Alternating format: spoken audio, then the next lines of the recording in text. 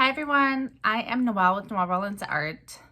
So this video we are going to talk about how to be a full-time artist and go for your art dreams.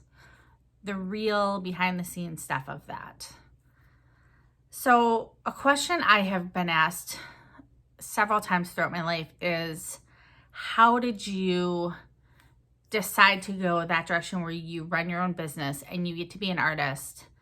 What made you do that instead of staying in a job, a 9-to-5 job? And so I have a few answers for that and I want to share them. I have this all written out, so I'll occasionally be looking at my list here to make sure I don't miss anything.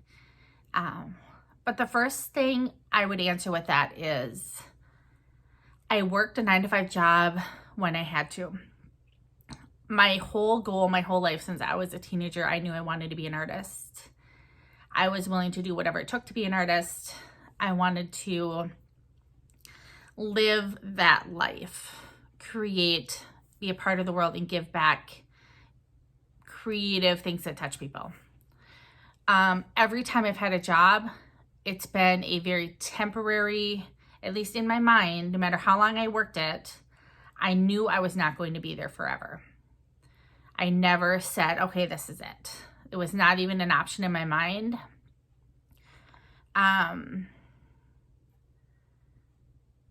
The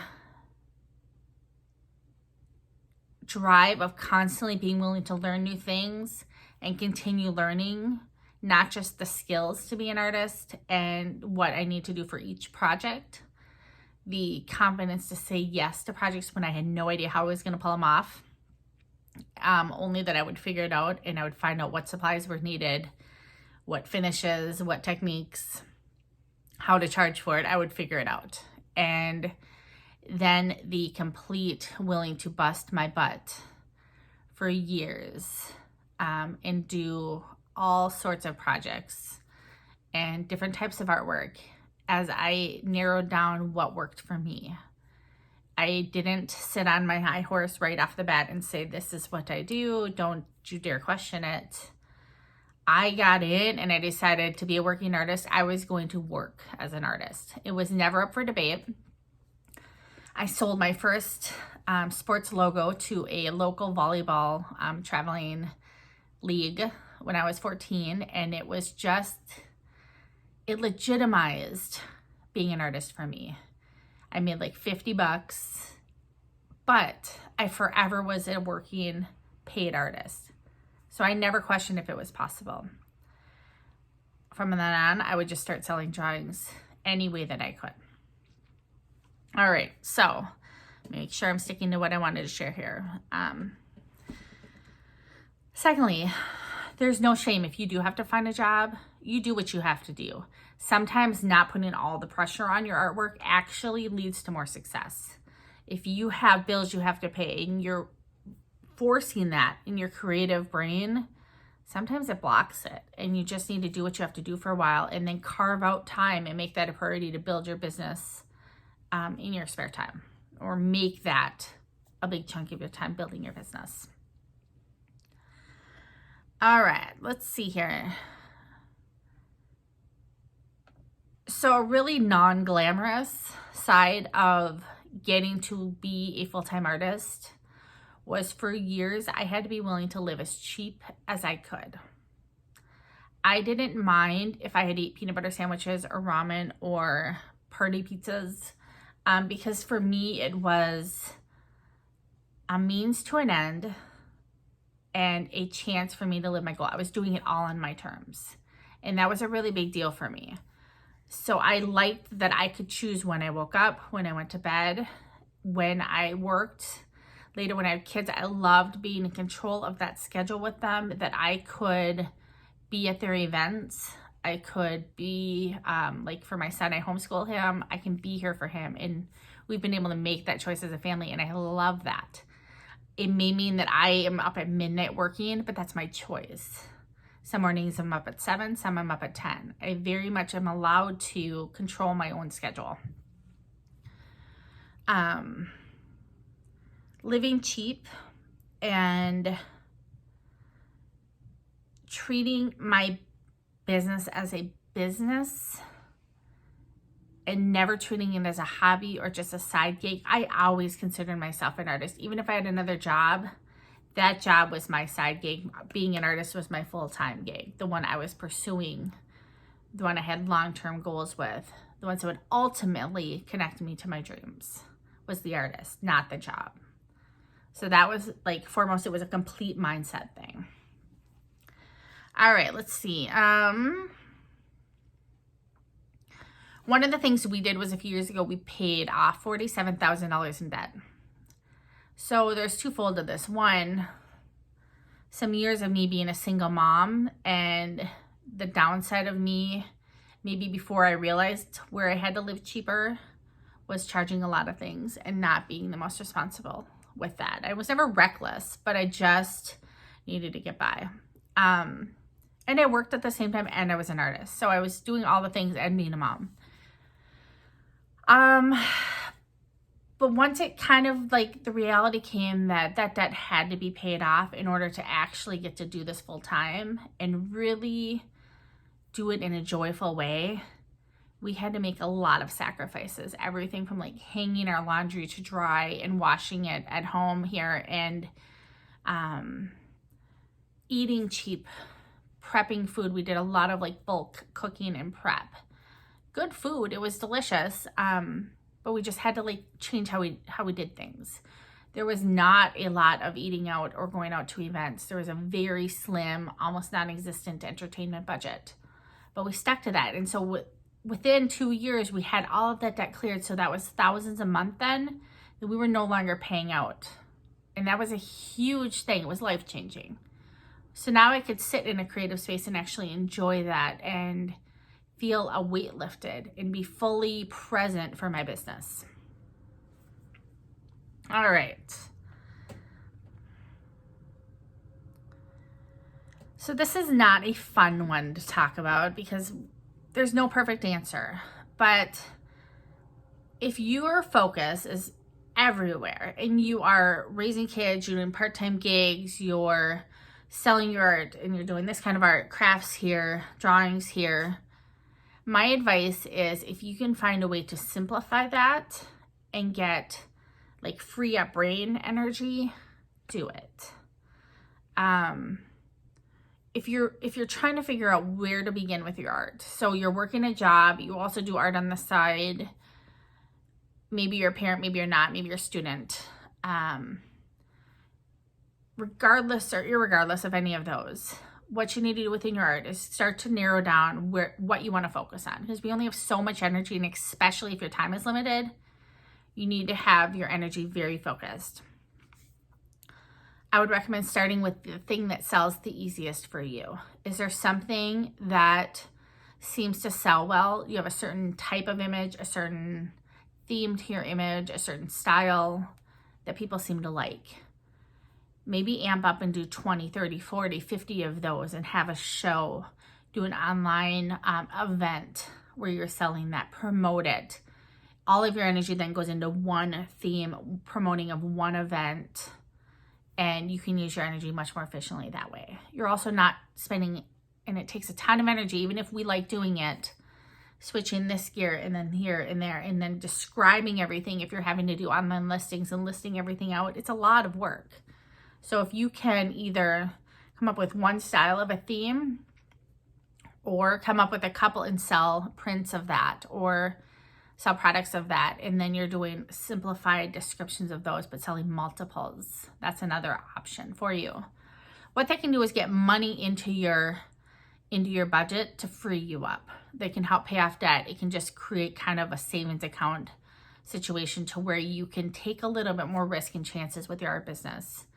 Some people thrive on the feeling that, you know, it's a deadline, your rent is due, your house payment's due, and you got to figure it out.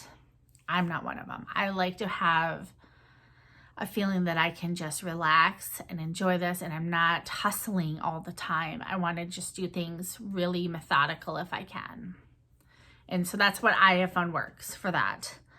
Once you get really clear about that idea, go 100% in on it, whether it's the production of it, creating it, selling it.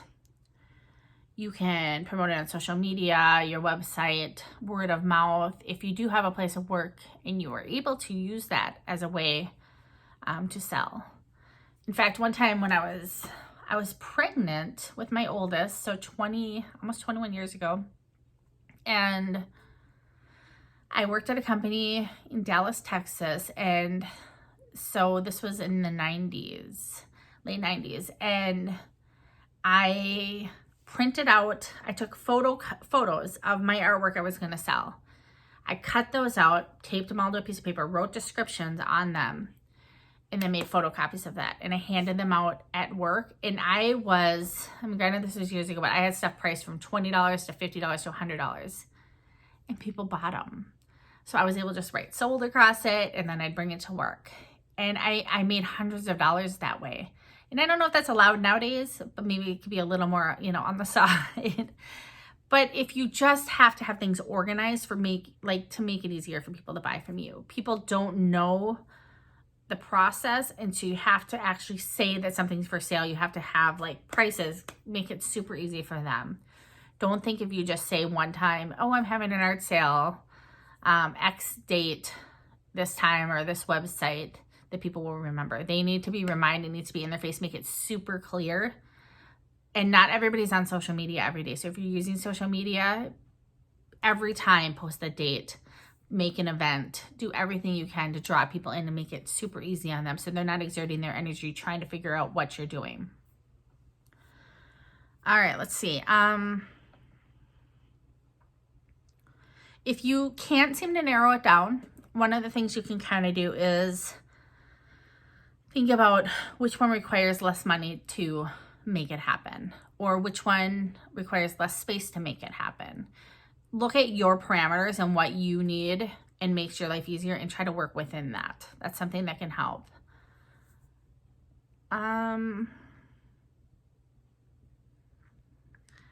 So this is probably the biggest one for me, and I probably should have listened at number one, but you have to know that no one's going to step in and grant you your wish or your dream. You see it in movies where someone shows up, discovers you, and there you go. You have this, completely different life. The reality that's probably not going to happen. So if you stop looking for that and instead you just get really realistic about it has to happen from within, grant yourself that. Deem yourself worthy of being a working artist. You are worthy to price what you need to price. You are worthy to keep learning. You are worthy to make mistakes. You are worthy to learn along the way. You are worthy to call yourself an artist. You're worthy to be with other artists. You don't have to speak the lingo and there's no exact type of artist. There's some people that think of an artist as someone who is completely off the wall, doesn't show up on time, very, kind of stuck in their head or another world. There's other type of artists that are just very particular. They have a certain time of day. They'll sit with their tea and they paint their paintings, and they stick to one type. Maybe it's very small, maybe it's very large, but they're just very particular and they're organized. They don't speak some other, there's no exact type of artist. So you be you. The world doesn't need another one of any of the other artists that are out there. They need you to show up as you. You have your own circle of influence. You have your own style. You have your own life experience, things that other people have not gone through. And even if you were to take, let's be honest, if we were to take 100 artists and have them live the same year, which, is impossible. You have them live the same year, eat the same meals, live in the same place, do all of the same things, you still would get 100 completely different results. 100 different perspectives on how people chose to do that. Some people would view the experience as amazing. Others would just complain the whole time. Others would have, large flowing artwork come out of it. Some would have kind of darker feeling work that would come out of it. There's no perfect right answer. That's what makes art so wonderful. And so honor your voice and don't be intimidated by the other artists out there and that you somehow have to be more like somebody else. It's not true. Be full of integrity. Be honest with people. Keep learning and don't be a know-it-all. I mean, those are the things I think that are just important for any career, but especially as an artist and you're having to be so vulnerable all the time, it's easy to feel like you have to have your guard up. But people can sense that when you're kind of full of it. So try to avoid that if you can.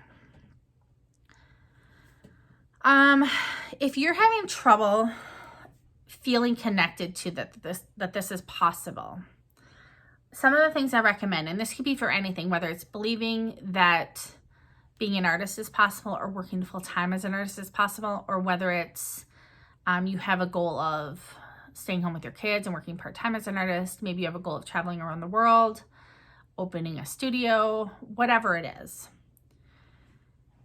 There's a few things you can do to start to switch your mindset slowly. The first thing is surround yourself. Peer pressure, influence, brainwash yourself into seeing examples where people are doing this successfully.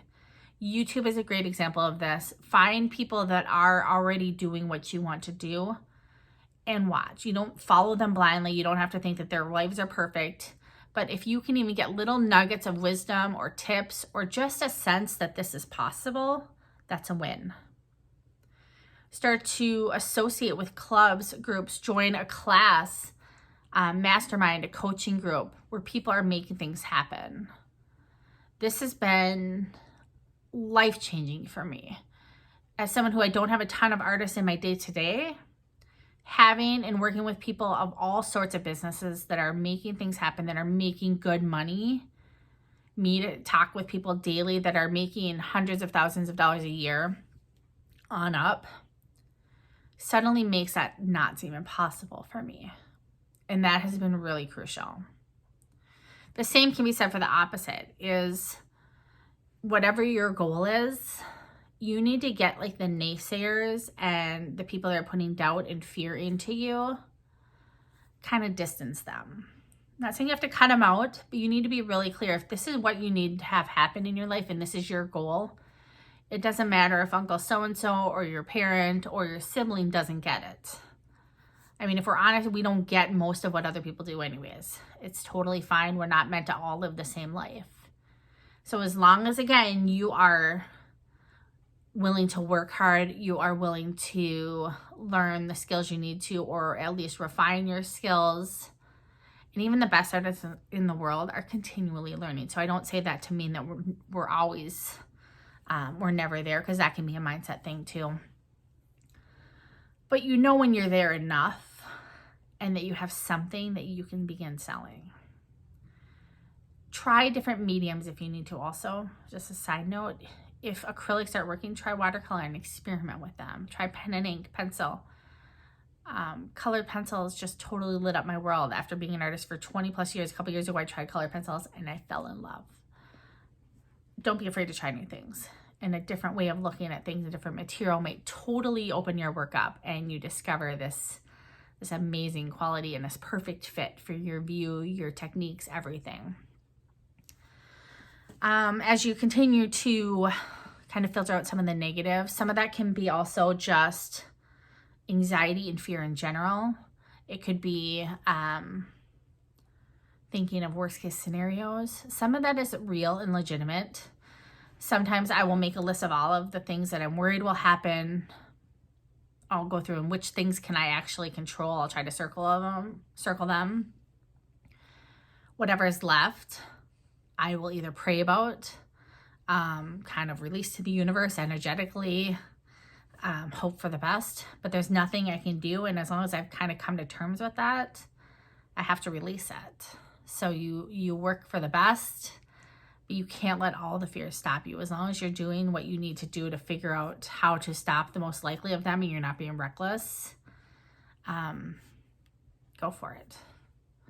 If you have 5 kids and you are the sole income and everyone's depending on you, I'm not saying just go quit your job tomorrow and be an artist, but I'm saying that there is a path to where that could happen. Figure out, is there a way that you can minimize expenses? Is there other solutions? Is there someone else in the house that could also bring in money? Are there other ways you can bring in money?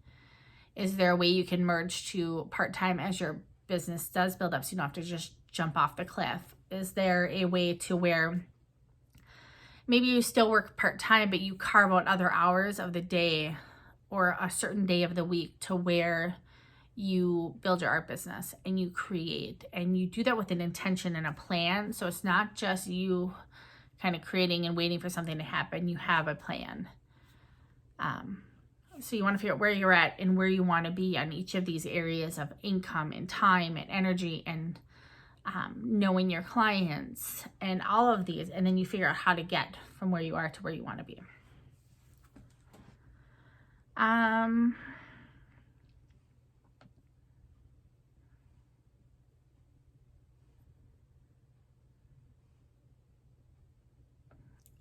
One other thing that I have listed here is know when to listen to advice and when the people that think they're being helpful just aren't helpful. I almost daily get suggestions for what people have seen other people create and they think I'd be really good at. And I love that people are thinking of me, and I really try to appreciate that, what they're bringing to the table and that idea. But I'm going to say 99% of the time, it's not a fit. I've had people suggest that I do caricatures, that I teach, I don't know, just different things that there's nothing wrong with those things, but I don't draw cartoons. I'm not good at it. I don't know how to draw caricatures. It's not really my thing. So kind of just choosing it to filter that out and just say, thank you so much. I'll think about it, or I'll look into that. Let it go.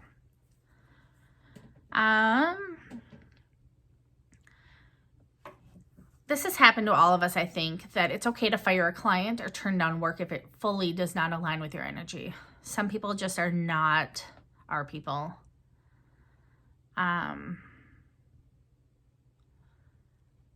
So I have a list here of different ways to like I often work alone in my studio here, but there's also things like art shows, galleries, craft shows, online sales, doing wholesale, having a studio, having a rep sell for you, using social media, kind of analyzing each of those options.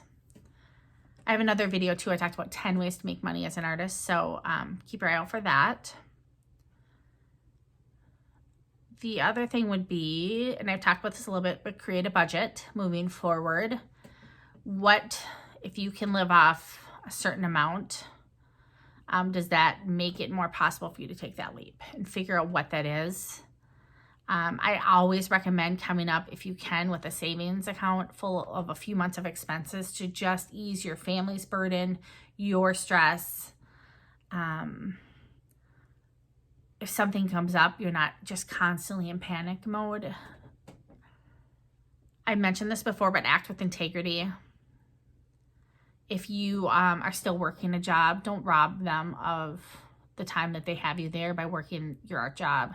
Really be a truthful person. Give that work your all, and then switch gears and come home and give your other art business your all.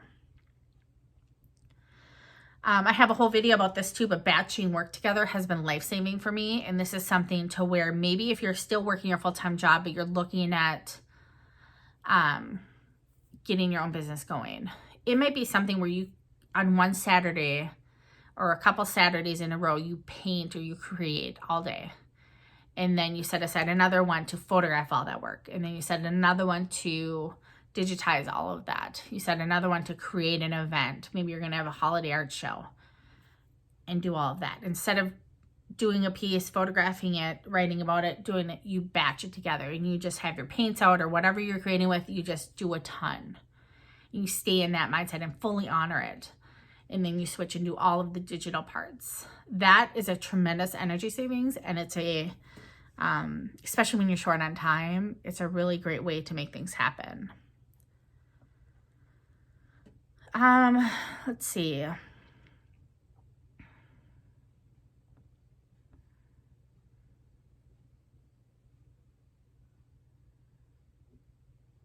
So once you find something that does seem like it's working for you.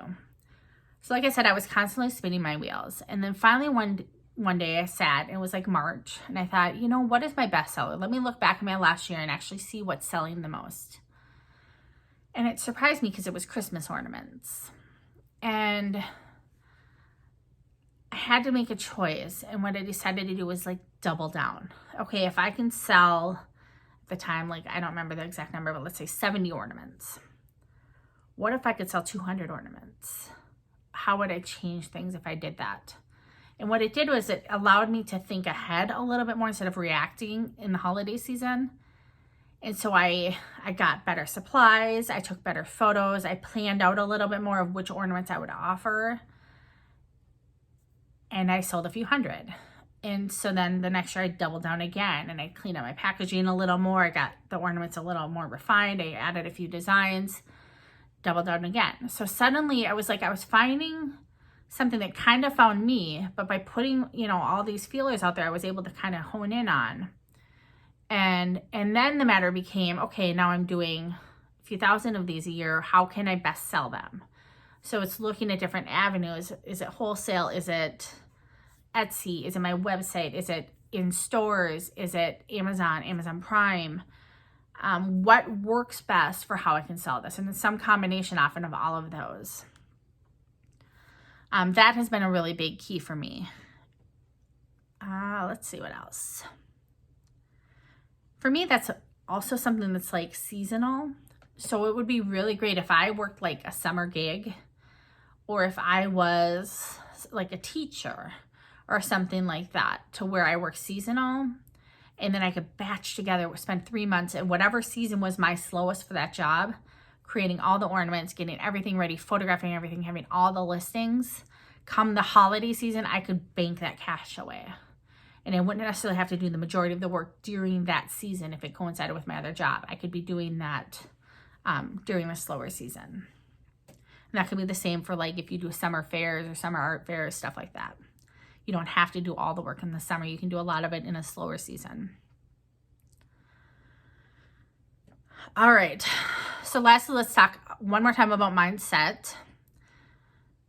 I'm just kind of reading through what I have here, and it's just some of us have been mentally beaten down, made to feel less than more times than we can count. We think, who am I to get to do this? How could I be so lucky to get to be an artist? Who actually gets to do this? So I want to tell you that if you're actually researching this and watching these videos and you have an interest in this, it found you. Believe that it's possible for you. Don't feel that it's not possible. There's choices you can make in your life to make it more possible and more likely and happen quicker. All the things we've talked about, budget, energy, resources, all of those things.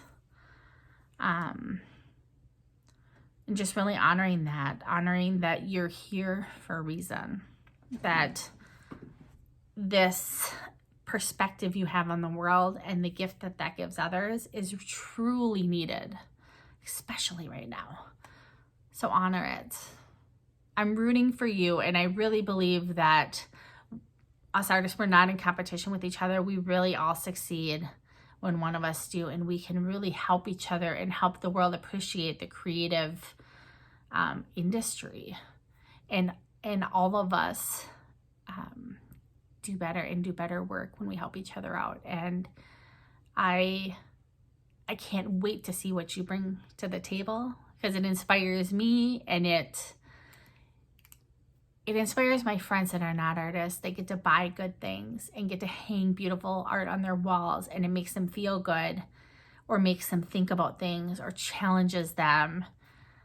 And I believe that you can make it happen. I've seen it happen so many times, of people that it seemed impossible, and they figured out a way to do it, and they put their energy and their heart, and they were vulnerable, all on the line, and they made it happen. So I'm here. Comment below if you're working towards this, or if you've made it happen. Let's cheer each other on and make it happen for each other. I am fully hoping to hear some of your stories and the type of art you do. Share your websites. We'll all kind of check them out for each other, and we can cheer for each other. So add anything else. If I've missed anything that you would like to add, please add. I am not an expert. I am still learning as well, and I am fully open to ideas that you have. So please share them. All right, you guys, thank you so much. Have a great day. Bye.